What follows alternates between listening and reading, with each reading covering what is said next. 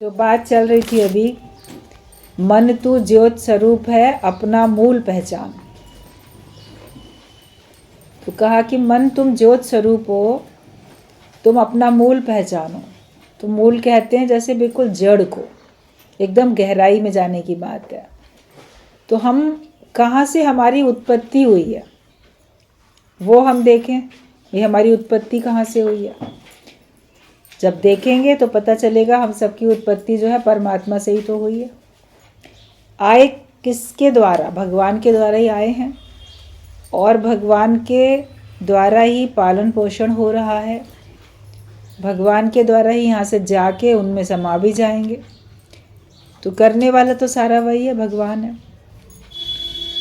तो ये बताया कि गुरु हमको बिल्कुल जैसे पाताल से जोड़ देता है, मूल से जोड़ देता है। जैसे पेड़ होता है, उसकी जड़ मिट्टी में होती है और गहराई में होती है, तो वो उसमें वो जैसे कि जकड़ी रहती है, मिट्टी उसको जकड़ के रखती है, और अगर वो उससे जुड़ा रहता है तो हरा भरा भी रहता है।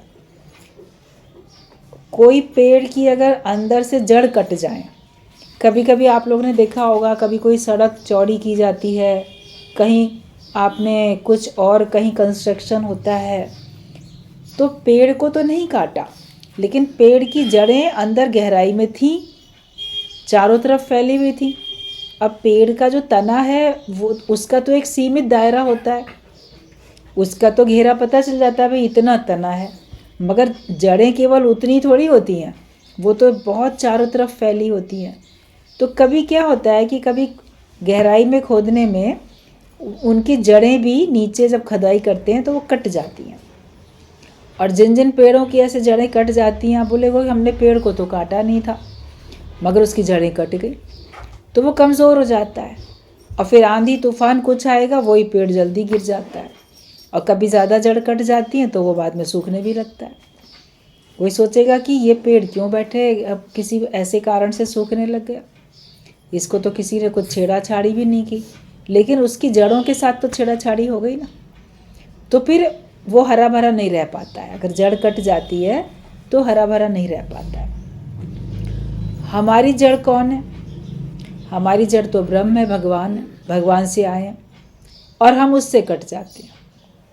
इसीलिए हमारे जीवन में खुशहाली नहीं रहती, हरियाली नहीं रहती, हरे भरे हम नहीं रहते हैं, क्योंकि हम अपने मूल को पहचानते ही नहीं, उसको जानते ही नहीं, और उससे हमारा योग नहीं लगा हुआ है, उससे हम जुड़े हुए नहीं हैं। हर एक के जीवन में खुशहाली तभी आती है, हरियाली तभी आती है जब वो सत्संग में आके भगवान से अपना नाता जोड़ लेता है, उसके हृदय के नाते परमात्मा से जुड़ जाते हैं, तब जैसे कि वापस उसको खुशी मिलने लग जाती है। जड़ें अगर वापस मिट्टी में ठीक से डाल के उसको ढक देते हैं, उसी से पानी वगैरह डाल के उसमें रोप देते हैं, तो देखो फिर हरा भरा होने लग जाता है। वो पेड़ जड़ से उखड़ा है, पौधा बाहर पड़ा है, सूख रहा है, लेकिन अरे ये पौधा किसने जड़ से उखाड़ दिया, लाओ इसको डाल देते हैं, वापस भी कर देते हैं, तो कई बार आप देखो कि वो वापस हरा भरा हो जाता है। काफ़ी दिन तक बाहर पड़ा रहे तो बात अलग है, लेकिन हम बहुत जन्म बिछड़े थे माधव, हम तो बहुत दिन से अलग थे। ये गुरु की सारी मेहनत होती है कि जन्म जन्म से हम जो भगवान से बिछड़े हुए थे, उसको भी भगवान से वो योग लगा के हमको जोड़ के देता है। सारी मेहनत गुरु की होती है, और ज्ञान इतना पवित्र है, ज्ञान इतना शक्तिशाली है, जो कि हमको वापस शक्ति हमारे अंदर में भर के हमको भगवान से मिला के एक कर देता है। तो मन को कहा जाता है कि मन तो ज्योत स्वरूप है, मतलब कि उसको रोशनी के लिए किसी और चीज़ की ज़रूरत नहीं है। जैसे कोई ज्योत है तो ज्योत को तो अपने आप में ही जल रही है ना, वो तो उसमें तो रोशनी है ही, हम रोशनी का स्वरूप है। सूर्य को रोशनी लेनी नहीं पड़ती, वो रोशनी का स्वरूप है। तो मन के लिए भी कहा है कि तू तो है ज्योत स्वरूप, अपना मूल पहचान। बस तुम अपने मूल को पहचान लो तो तुम समझ जाओगे कि तुम वही हो जिसको पाने के लिए प्रयास करते हो, या जो भी माया में हम सुख पाना चाहते हैं वो है सब हमारे अपने अंदर ही। लेकिन ये मन भटकता रहता है, इस मन में परमात्मा ना हो के माया होती है। इस वजह से हम पूरा अपने आप को प्रसन्न महसूस नहीं कर पाते, हमारे अंदर में खुशी नहीं आ पाती है और शक्ति भी नहीं आ पाती है। उसके लिए सत्संग, गुरु का दर, ज्ञान और अपने से भी मेहनत है। जो पॉइंट्स आजकल अभी चल रहे हैं, आप लोग सुन रहे हो, मन की एकाग्रता के लिए तो है। अगर मन आपका मजबूत हो जाए तो फिर माया आपको कभी नहीं गिरा सकती है। सारा खेल मन का ही है। मन के हारे हार है, मन के जीते जीत बोला जाता है। अगर आपने अपने मन को जीत लिया तो आप मनुष्य हो, और मन को नहीं जीता तो फिर मनुष्य कहलाने के लायक भी नहीं हो। तो कई बार क्या होता है कि आप सत्संग में आते भी हो और उसके बाद आपको एकाग्रता नहीं आती तो उलझन होती है। मगर उसके लिए बात बताई गई ना कि अभ्यास में रहो, मन ना लगे फिर भी आते रहो। घर बैठ के तो इतना भी नहीं होगा जितना आने के बाद हो रहा है। आप सोचो मन तो लगता नहीं, फ़ायदा तो होता नहीं, इससे अच्छा घर में ही बैठ जाए। तो क्या घर में बैठ के फ़ायदा हो जाएगा? अभी तक तो घर में ही बैठे हुए थे जब तक सत्संग नहीं मिला था। तो क्या खुश थे?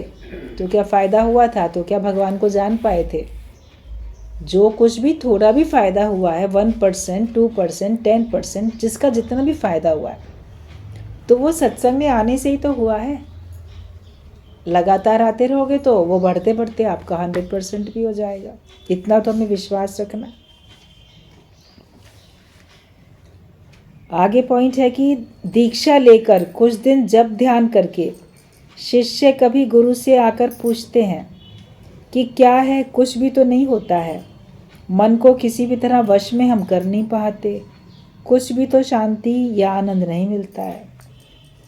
तब फिर गुरु क्या जवाब देते हैं कि फिर उस समय गुरु कोई उत्तर नहीं देता है कि क्यों ऐसा मन नहीं लग रहा है। वो केवल इतना बोलता है, आते रहो, बैठते रहो, सुनते रहो। तो एक दिन समय आने पे अपने आप ही आपका मन एकाग्र हो जाएगा। उसके बाद कुछ समय बाद शिष्य खुद ही कहने लगता है, अब इतने दिनों में मुझे तो उन्नति मालूम होती है। वह शुरू में बोलता है कि कुछ क्या सत्संग है, मन भी नहीं लग रहा है ज़्यादा, लेकिन आते रहते हैं, बैठते रहते हैं, फिर आप खुद ही कहते हो कि अब अच्छा लगता है, ज्ञान समझ में आता है, नियम बनाने में खुशी मिलती है। तो अपनी स्थिति दिनों दिन बढ़ रही है ना। हर एक अपने अंदर अनुभव करके देखे कि उसको जो अब धीरे धीरे करके अब उसके अंदर में जो एकाग्रता बनी है, जो स्थिरता बनी है, जो ज्ञान पक्का हुआ, तो अब उसको अपना बना हुआ जीवन देख के अच्छा लग रहा है ना। हर एक को जितना भी आपका जीवन बन गया तो उतना देख के अच्छा लग रहा है। पहले विचार करो, पहले मन कितना बहिर्मुखी था, पहले मन में कितने माया के पदार्थ, व्यक्ति, ये सब भरे पड़े थे। पहले सुख कहाँ समझते थे और उसी को पाने के लिए यत्न करते थे। सत्संग में भी कई बातें थे कि हमें फ़ायदा पड़ेगा, कुछ माया का फ़ायदा पड़ जाएगा, गुरु से आशीर्वाद ले लेंगे, माया का फ़ायदा पड़ेगा, साध संगत से भी कोई मदद ले लेंगे, माया का फ़ायदा पड़ेगा। तो कोई ना कोई फ़ायदे की उम्मीद से भी कभी आते हैं, माया के फ़ायदे, मगर आते आते फिर लगेगा वो फ़ायदे तो बड़े कम थे, लेकिन उससे बढ़ के जो हमने कभी सोचा नहीं था, हमको तो वो मिल गया। जिस चीज़ को कभी जाना नहीं, समझा नहीं, वो हमें मिल गया। ये ब्रह्म ज्ञान मिला, भगवान ही मिल गए हमको।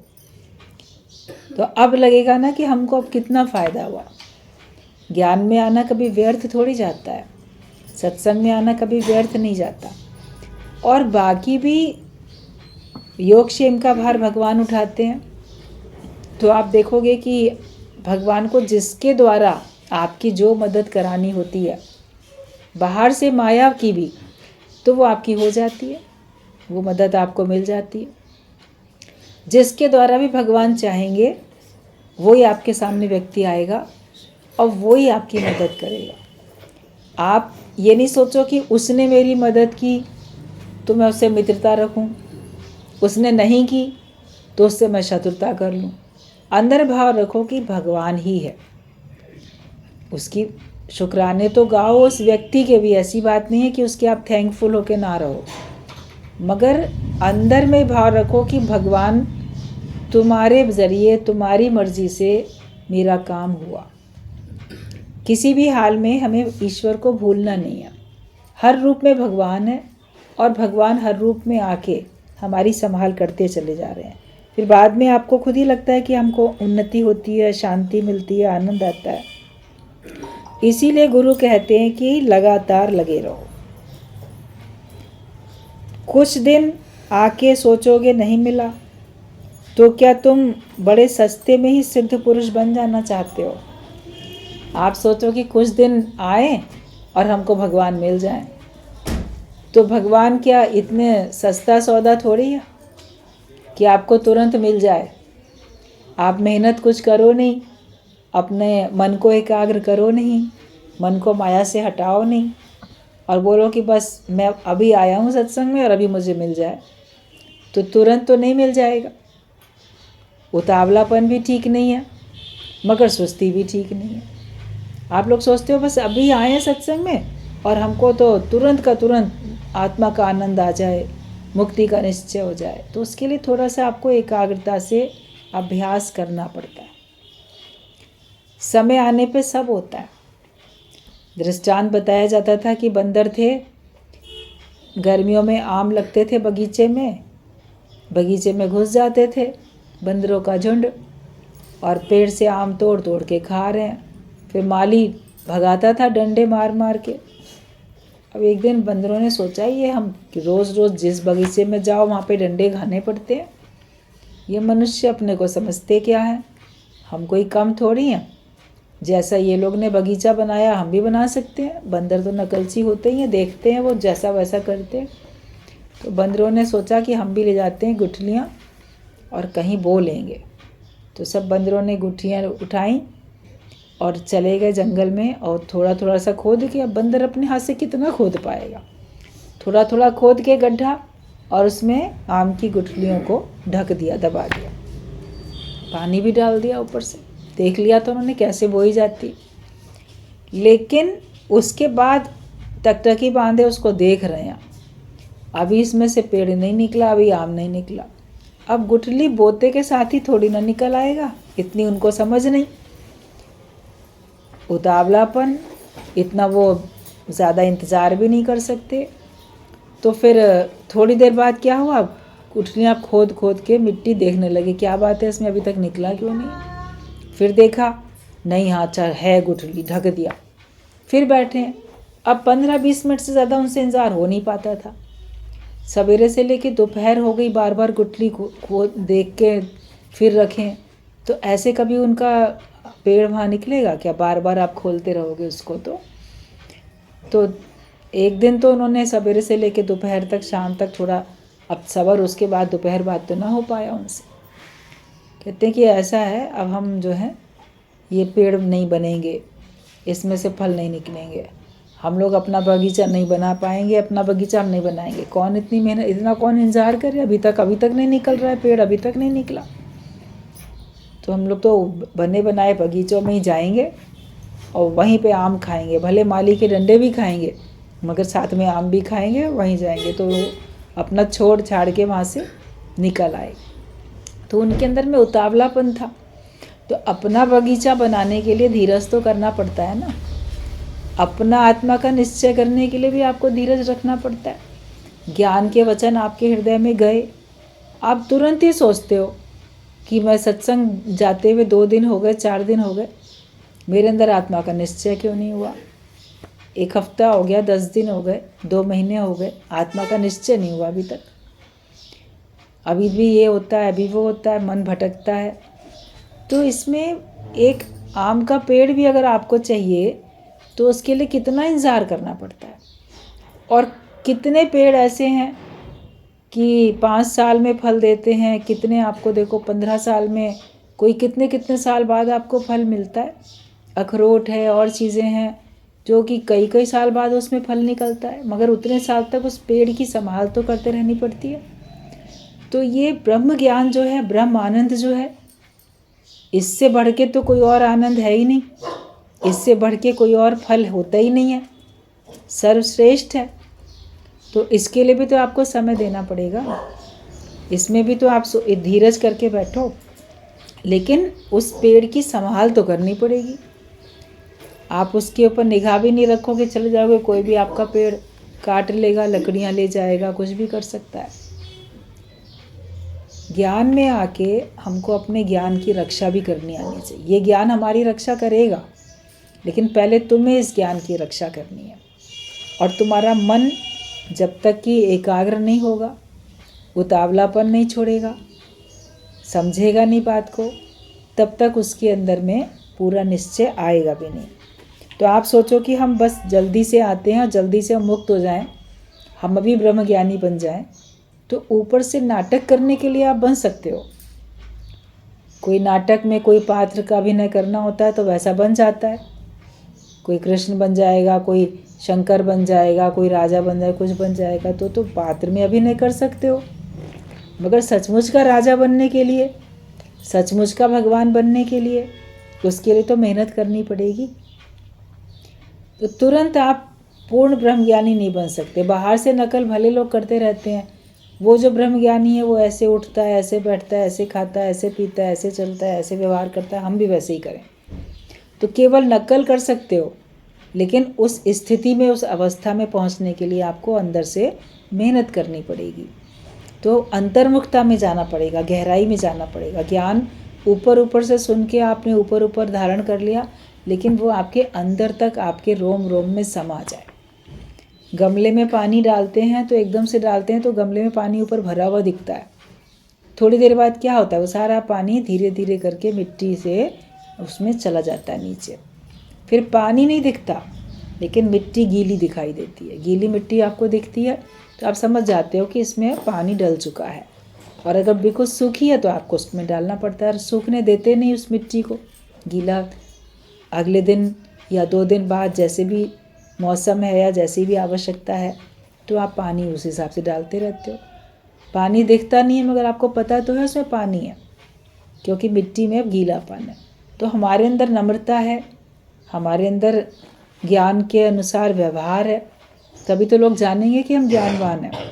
हम ऐसे शुष्क होके, नीरस होके बैठे हैं, ज्ञान का मुंह से बोलना नहीं है, लेकिन व्यवहार में भी नहीं झलकता है, तो किसी को क्या पता आपके अंदर कितना ज्ञान है कि नहीं। ज्ञान का इस्तेमाल भी तो करो। धन है तो धन का इस्तेमाल करोगे, तब तो पता चलेगा आप धनवान हो।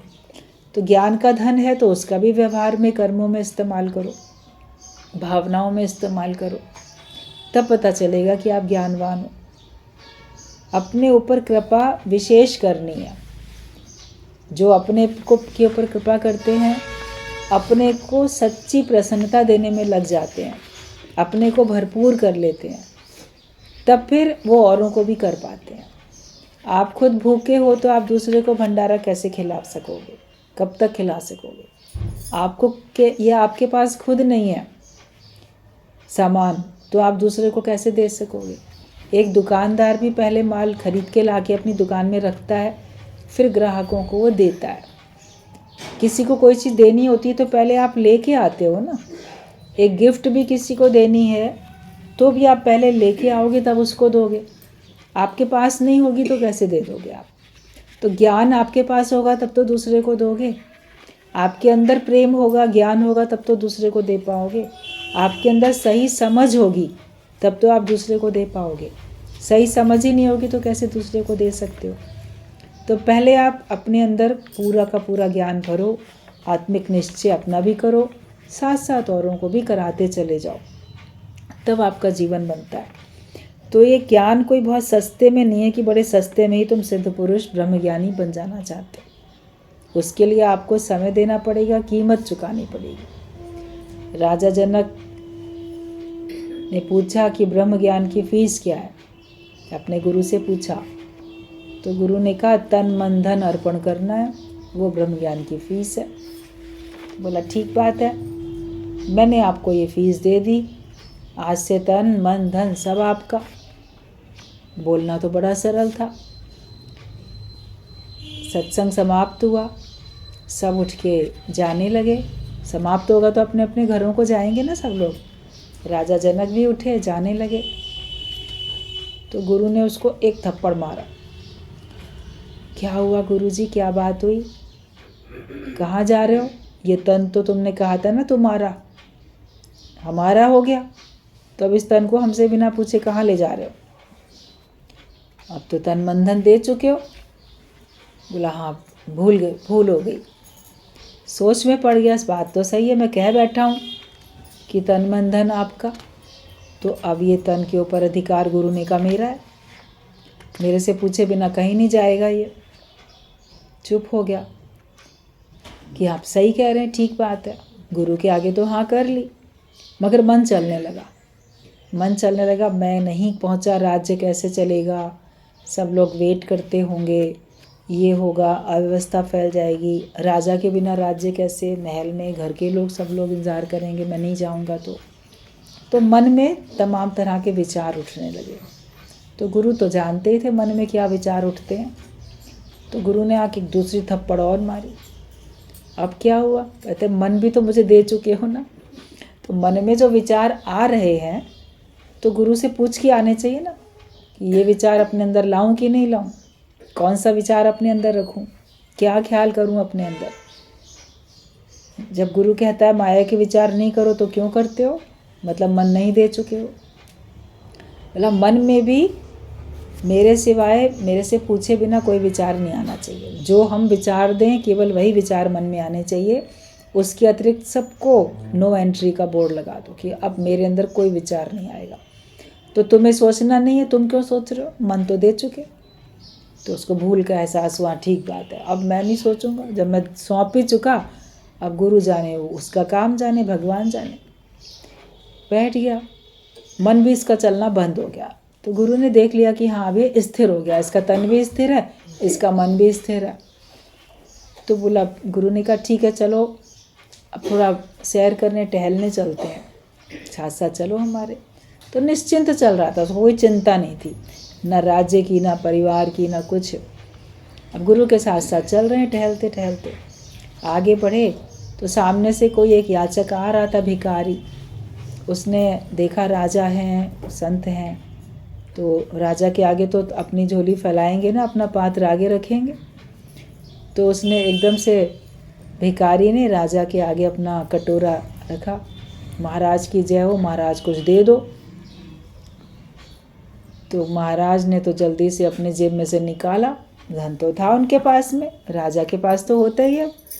तो उसने अपनी जेब से निकाल के उसको कुछ पैसा दे दिया। अब गुरु ने तीसरा थप्पड़ मारा उसको। अब क्या मैंने गलत काम कर लिया? कहते धन भी तो मेरा था ना, धन मेरे से बिना पूछे क्यों खर्च किया? अभी अगर गुरु का धन तुम समझोगे तो उसके धन को खर्च करने से पहले पूछोगे ना, तो तुमने अपनी मर्जी से क्यों दिया? अगर वो तुमसे मांग रहा था तो तुम पूछते कि मेरे पास है, मैं दूं या ना दूं। होते हुए इनकार नहीं कर सकते हो तो पूछो। तो नहीं होता है तो आप कह देते हो ना हमारे पास भी नहीं। भाई संतों के पास तो जेब ही नहीं होती है, वो तो फ़कीर, उनसे तो कोई मांगता ही नहीं, वो तो ऐसे चले जाते हैं। लेकिन राजा से तो मांगेंगे ही ना लोग, औरों से भी मांगेंगे। तो कहा धन भी जब तुम दे चुके हो तो फिर क्यों तुमने मेरे से बिना पूछे खर्च किया? आज अगर गुरु अपनी पर्स तुम्हारे पास पकड़ा दे, रखवा दे तुम्हारी जेब में, तो क्या उससे बिना पूछे उसमें से निकाल के दे दोगे? तुमने अपना समझा तब तो दिया।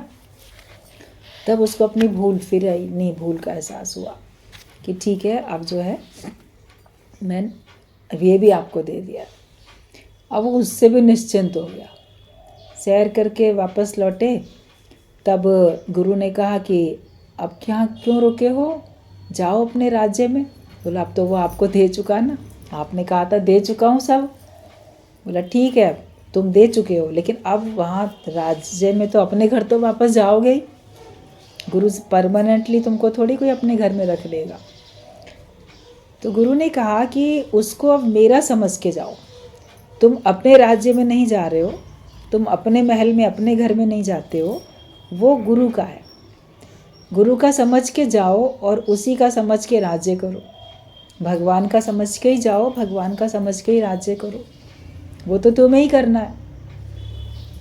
तब उसको बात समझ में आई कि ठीक है, जो भी कुछ है वो सब भगवान का ही दिया हुआ, भगवान का ही है, और साकार रूप में हमने गुरु को कहा तो उसी का है, मेरा नहीं है। जो मेरेपन का भाव है, मेरा राज्य, मेरा घर, मेरा परिवार, मेरा तन, मेरा मन, मेरा धन, तो मेरापन निकल जाता है, वो उसका निकल गया। फिर गुरु ने कहा हम थोड़ी तुम्हारे बदले में जाके तुम्हारा घर चलाएंगे, तुम्हारा राज्य हम थोड़ी चलाएंगे, तुम ही चलाओगे, लेकिन हमारा समझ के। तो निश्चिंत हो गया। फिर ज्ञान में कितना पक्का हुआ, विदेही कहलाया।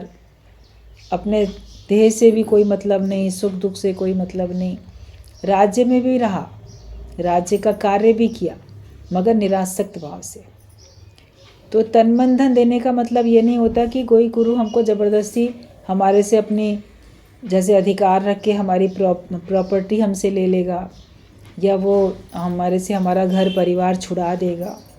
अंदर की जो अटैचमेंट है, जो आसक्ति है, वो ख़त्म हो जानी चाहिए। जो है वो सब परमात्मा का है, उसी का दिया हुआ है, उसी के निमित्त हम इस्तेमाल करते हैं। तो फिर आप देखोगे आपका मन ज्योत स्वरूप बन जाएगा। आप देह में रहते हुए भी देह से उपराम होके चलोगे, और फिर धन है या नहीं है उसका अभाव भी नहीं खटकेगा, और उसकी अधिकता भी आपको परेशान नहीं करेगी। पैसा कम होता है तो भी मन में परेशानी होती है, अधिक होता है तो भी परेशानी होती है। अब कहाँ रखें, क्या करें, कहाँ खर्च करें, कैसे करें, किसके नाम वसीयत करें, ये सब दिमाग में अधिक होता है तो वो भी चलता है। संत के पास न कम है न ज़्यादा है, कम है तो ज़्यादा है तो उसको उसमें कोई मन का अटकाव नहीं होता है। आपकी प्रारब्ध है, जितना आपके पास है उसमें आप उसका सदुपयोग करके खुश रह सकते हो। तो जब तक हम अब सब कुछ भगवान का नहीं समझेंगे, तब तक हमारा मन ज्ञानवान तो नहीं बनेगा, आप ज्ञानवान तो नहीं बनोगे। कहा जाता है शीश दे तो ईश पाए। सारा कुछ मैं हूँ तभी तो मेरा है, मैं ही नहीं हूँ तो मेरा भी नहीं है। तो मेरापन हमारा ख़त्म हो जाता है। जब भगवान को आगे रख देते हैं तो मेरेपन का भाव ख़त्म हो जाता है, तब आप पूर्ण बनते हो। आप फीस तो दो नहीं और बोलो सस्ते में ही हम सिद्ध पुरुष बन जाएं, ब्रह्मज्ञानी बन जाएं। तो बिना आप अर्पण किए, बिना त्याग किए, बिना वैराग्य लिए आप पूर्णता को प्राप्त हो नहीं सकते हो। शारदा माँ भी अपने बालकों के अत्याचार से काफ़ी पीड़ित होती थी। आगे पॉइंट है, वो कहती थी उस समय श्री रामकृष्ण के समय के लोग सब कैसे भक्त थे। आजकल तो जो कोई भी आता है कहता है पिताजी के दर्शन करा दो, ठाकुर के दर्शन करा दो। उनके दर्शन क्यों नहीं होते, आप तो इच्छा मात्र से करा दे सकती हैं। कितने योगी ऋषि आदि युग युगांतर तपस्या करके भी उन्हें प्राप्त ना कर पाए, और इन लोगों का बिना कुछ किए ही झट से हो जाएगा क्या। साधन नहीं, भजन नहीं, तपस्या नहीं, और हमें अभी दिखा दो। तो जो रामकृष्ण परमहंस थे, उनकी जो पत्नी थी माँ शारदा के नाम से सब उनको जानते थे, और रामकृष्ण परमहंस ने उनको अपनी शरीर रूप से विवाह करके लाके पत्नी होने पर भी उनको देवी माँ करके ही देखा, माँ ही करके देखा।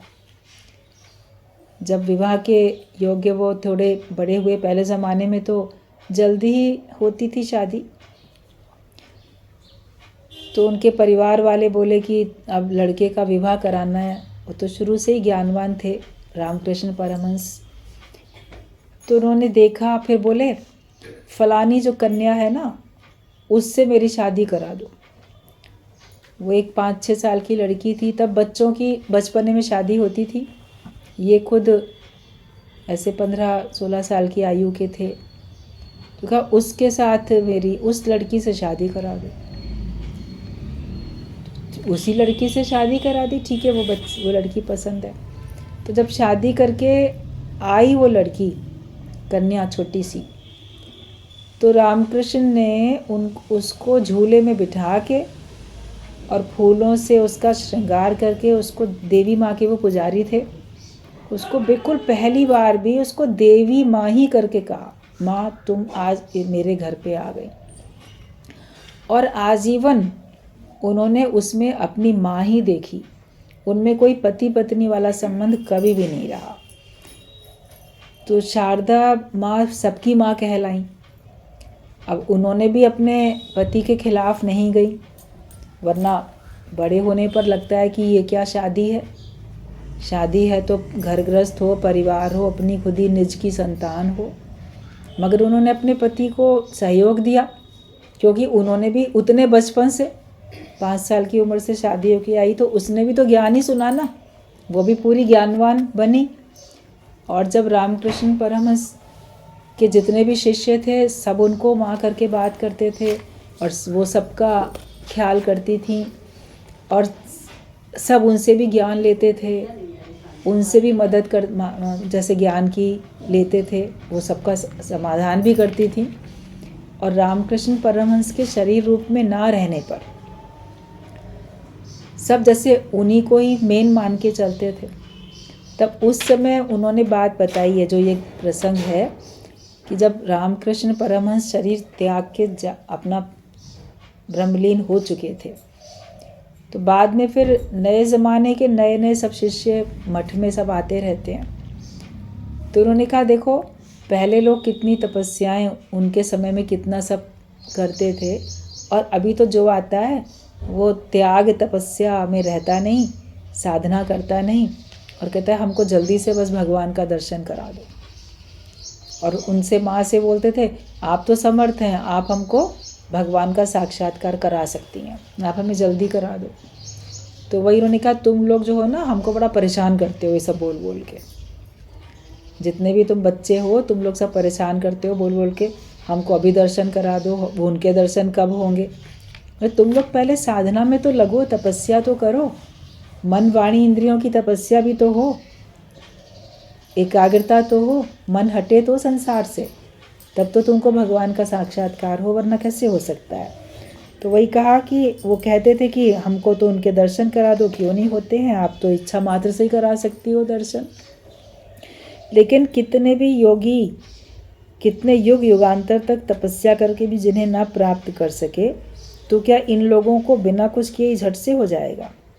साधन नहीं, भजन नहीं, तपस्या नहीं, और अभी ही दिखा दो, ऐसा चाहते हैं। जो भी नए शिष्य आते हैं यही चाहते हैं कि बस हम आए हैं, हम जल्दी जल्दी पूरे ज्ञानी बन जाएं। अंदर से बनना है, बाहर से तो आप कुछ भी बन सकते हो। कितने जन्मों में क्या क्या करके आ रहे हैं, ये सब धीरे धीरे कटेगा तब तो होगा। तो जो कई जन्मों में जो भी आप अपना करके आए हो उसका भी तो कटेगा ना, आपका सारा कर्म कटेगा, तब तो आपको परमात्मा की प्राप्ति होगी। अगर आपके खाते में अभी कुछ दुख सुख भोगने बचे हैं तो आपको भगवान अभी थोड़ी मिल जाएंगे, क्योंकि ईश्वर के मिलने के बाद तो कुछ बचता ही नहीं है। लेकिन भोगे बिन छूटे नहीं कर्म गति बलवान, अभी भोगना तुम्हारा शेष है, इसीलिए पहले भगवान तुम्हारे से सारे कर्मों के फल भोगवा देता है, और बाद में वो स्वयं तुम्हारे जीवन में आता है। उसके बाद आप और आपका ज्ञान, आप और आपका भगवान। इस जन्म में ना हुआ तो अगले जन्म में होगा, या और भी आगे के जन्म में होगा, पर प्रयत्न करने से कभी ना कभी तो होगा ही। भगवत प्राप्ति क्या इतनी सरल है। तो भी इस बार श्री ठाकुर का मार्ग काफ़ी सरल है, इतना ही बहुत सरल है। कई जन्म लग जाते हैं, लेकिन जो आप सब लोग सत्संग में आके बैठे हो, अगर ये सोचोगे कई जन्म लगेंगे तो कभी नहीं मुक्त हो सकते। कई जन्म लगते हैं, लेकिन जब जन्मों के जन्म की अंत होती है तब भगवान मिलते हैं। तो भगवान की ओर से ये आपका अंतिम जन्म है। आप पिछले कई जन्मों में बहुत प्रयास करके आए हो, तब आज पहुँचे हो, और तब आज जाके आपको पूरा ज्ञान समझ में आता है। अब अगर डिले करोगे तो आपकी लापरवाही से होगी, जो देरी होगी वो आपकी आलस्य से, लापरवाही से होगी। वरना भगवान की ओर से देरी होती तो तुमको अभी भी सत्संग का आता पता नहीं मिलता, और सत्संग में भटकते रहते जाके। लेकिन अपने सत्संग में तो हमको पूर्ण विश्वास है कि जो इस दर पे आया, ये हो नहीं सकता कि वो भव से ना पार हो। वो निश्चित तौर पे मुक्त होगा, और अगर वो पार नहीं होगा तो उसके पुरुषार्थ की ही कमी है। भगवान ने तो इस जन्म में उसको मुक्त करने का बीड़ा उठा लिया, तभी उसको यहाँ भेजा है। अब मेहनत आपको करनी है, पिछले कई जन्म से करके आए हो, और लापरवाही करोगे तो आगे पता नहीं कितने जन्म लग जाएंगे। आप चाहो तीव्र पुरुषार्थ करके, आत्मिक निश्चय करके आप अपना ये अंतिम जन्म बना सकते हो, वरना कोई ना कोई ख्याल आपको फिर दोबारा जन्म मरण में ज़रूर लाएगा।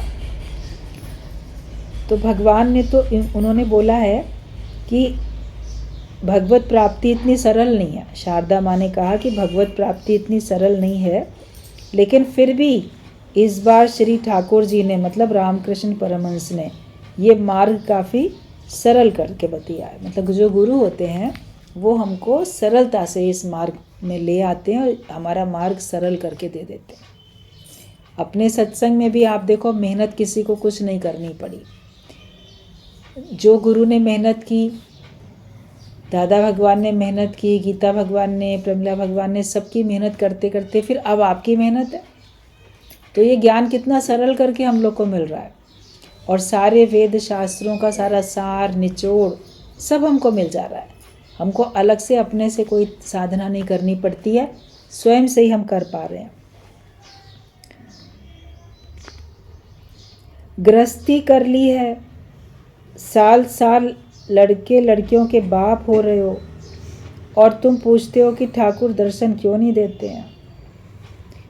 मतलब संसार में तो तुम लोगों ने इतना सब किया, बड़े हो गए संसार में, मगर तो भी उतनी समझ नहीं आई कि भगवान हमको अभी तक दर्शन क्यों नहीं दे रहे हैं। आपको माया की समझ तो सब आ गई है, लेकिन अभी ये नहीं समझ आई कि मुझे परमात्मा क्यों नहीं मिल रहा है।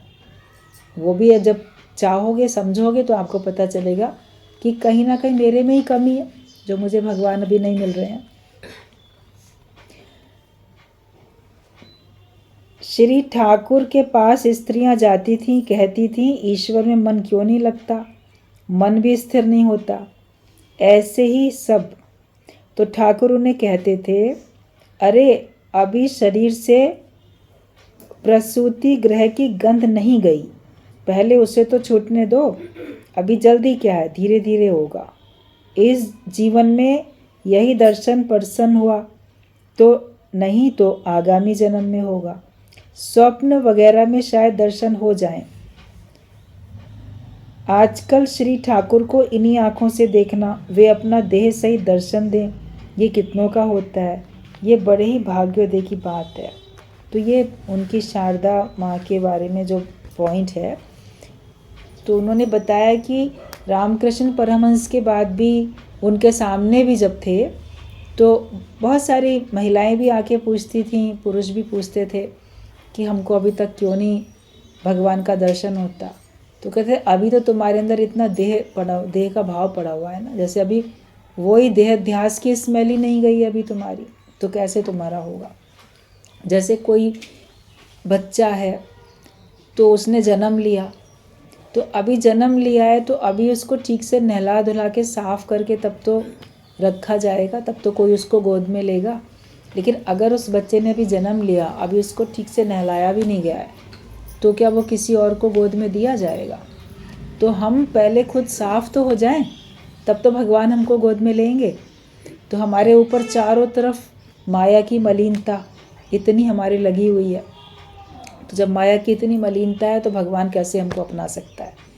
और हमारे पास से अभी मान लो हम माया में हैं, कीचड़ में हैं, कहीं है तो स्मेल आ रही है, तो वो भी तो हमारे को हटानी है ना। हमारे अपने अंदर जो माया की दुर्गंध है वो तो कम से कम हमारे अंदर से हटनी चाहिए।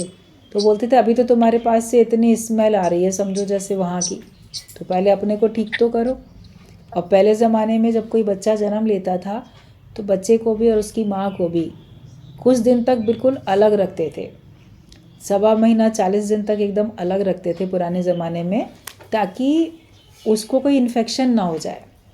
तब इतने फैसिलिटीज़ नहीं थी, मेडिकल की इतनी फैसिलिटीज़ नहीं थी, डॉक्टर नहीं थे, हॉस्पिटल, दवाइयाँ इतनी नहीं थी, घर में ही बच्चे जन्म लेते थे, घरेलू ही इलाज होते थे। तो उसमें फिर ये सब इतना परहेज़ रखा जाता था कि अभी पहले ये शुद्ध हो जाए, और ये थोड़ा इन्फेक्शन अभी इसका वीक है, माँ भी और उसका बच्चा भी, तो बहुत सबको बहुत नहीं मिलने देते थे। उसके बाद धीरे धीरे थोड़ा बच्चों को उनको किसी और की गोद में ऐसे दिया जाता था। अभी सारी सुविधाएं हैं तो बात अलग होती है, लेकिन उस ज़माने की बात है। तो रामकृष्ण परमहंस ने ये कहा कि पहले अभी तो तुम्हारे को पूरा अपने को सब बात से अलग करना है ना, अपने मन को भी, तन को भी, सबको इतना पहले शुद्ध करो, तब तो भगवान तुमको अपनाएगा। मन में तुम्हारे माया, तन से तुम्हारे माया के कार्य, तो फिर कैसे भगवान के बन सकते हो। अंदर अंदर निरासक्त होते जाओ, छूटते चले जाओ, तब तुमको सब कुछ मिलेगा। माया में सबने 16 नाच नाचे हैं, मतलब कि माया में तो सबने नाचा। माया है ऐसी बली, घुमाती है गली गली, वो सबको बहुत नाच नचाती है। और अंदर इच्छाएं हैं, वो आपको कहाँ कहाँ नाच नचाती हैं। तो थोड़ा सा नाच तो सत्संग में भी नाचना पड़ेगा, मतलब आना जाना करना पड़ेगा। जो भगवान के दर पे आना जाना करेगा तब तो भगवान उसको अपनाएंगे। तो आप यहाँ आना जाना करो नहीं, अपना मन लगाओ नहीं और सोचो कि भगवान मुझे मिल जाए, तो ऐसे हमको सरलता से भगवान नहीं मिलते हैं। तो ईश्वर प्राप्ति के लिए तीव्र साधना की ज़रूरत होती है। जो तीव्र साधनाएं संतों ने, ऋषि मुनियों ने की, ब्रह्म ज्ञानियों ने की, गुरुजनों ने की, जो भी ऋषि मुनि करके गए तीव्र साधनाएं, उसका 100वां हिस्सा भी मनुष्य के लिए कर सकना असंभव है। लेकिन फिर भी गुरु की कृपा से हमको 100वां हिस्सा नहीं तो कुछ तो करना पड़ेगा ना, थोड़ी तो हमको मेहनत करनी पड़ेगी। इतनी मेहनत करनी पड़ेगी कि जो गुरु हमको ज्ञान देता है उसको हमें सही समझना है और उसको हमें स्वीकार कर लेना है। किसान ने खेत में अनाज बोया, संभाल की, फिर वहाँ से कट के मंडियों में पहुँचा, वहाँ से मार्केट में, मार्केट से आपके घर में, फिर घर में घर की गृहिणियों ने उसको पका के बना के थाली परोस के दी। आपके सामने परसी परसाई थाली आ गई, खाओगे तो खुद, चबाओगे तो खुद, निगलना तो तुमको पड़ेगा। कोई चम्मच से भी तुम्हारे मुंह में डाल दे तो निगलना तो तुमको पड़ेगा, फिर हजम तो तुम्हारे शरीर को करना पड़ेगा ना। वो कोई और, किसी और का शरीर तो थोड़ी हजम कर देगा उस भोजन को, तो कुछ तो तुम्हें करना पड़ेगा। अभी तो इतना सरल है ज्ञान हम सब के लिए गुरु की कृपा से, कि जैसे हमको सब कुछ तैयार बना बनाया चम्मच से हमारे मुख में जा रहा है और हमें केवल उसको हजम करना है, मतलब कि उसको स्वीकार कर लेना है। कभी आप लोग कहते हो ना, कोई कुछ बोलेगा आपसे तो आप बोलोगे देखो ये बात तो ना हजम नहीं हुई, मतलब कि आप उसको एक्सेप्ट नहीं कर पा रहे हो उस बात को।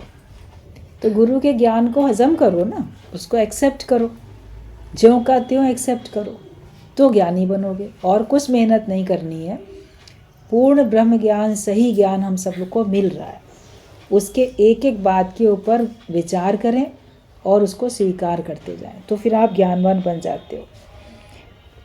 भगवान की ओर से एक कदम बढ़ाने पर वो 10 कदम आगे बढ़ते हैं। एक कदम जो भी आगे बढ़ता है 100 कदम प्रभु आगे बढ़ता है। 10 कदम तो क्या, 100 कदम भगवान आगे बढ़ते हैं। हम उसको पाने के लिए एक कदम आगे बढ़ाएंगे, भगवान हमको अपनाने के लिए 100 कदम आगे बढ़ेगा। लेकिन वो एक कदम तो तुम्हें खुद ही चलना है, बाकी सब वो खुद ही कर देंगे। यही उनकी कृपा है, भगवान की कृपा यही है कि वो सब बाकी 100 कदम चलने की मेहनत वो खुद कर लेंगे। लेकिन एक कदम तो तुमको बढ़ाना ही पड़ेगा, या तुम कदम भी नहीं बढ़ा सकते हो तो एक करुण पुकार तो करनी ही पड़ेगी। माँ अगर मान लो सीढ़ियों पे चढ़ के ऊपर छत पे कुछ काम कर रही है, उसका बच्चा छोटा है, वो नीचे से आवाज़ देता है, माँ माँ बुलाता है, तो वो खुद सीढ़ियाँ उतर के आती है ना, और उसको गोद में लेके ऊपर चली जाती है। सारी मेहनत तो मानेगी, लेकिन अगर वो बच्चा पुकारेगा नहीं तो अपना काम करती रहेगी। ठीक है, तो नीचे धरती पे खेल ही रहा है। लेकिन जब उसको माँ की गोद चाहिए होती है, वो पुकारता है, तो माँ खुद नीचे आती है सीढ़ियाँ उतर के और उसको गोद में लेके चली जाती है ऊपर।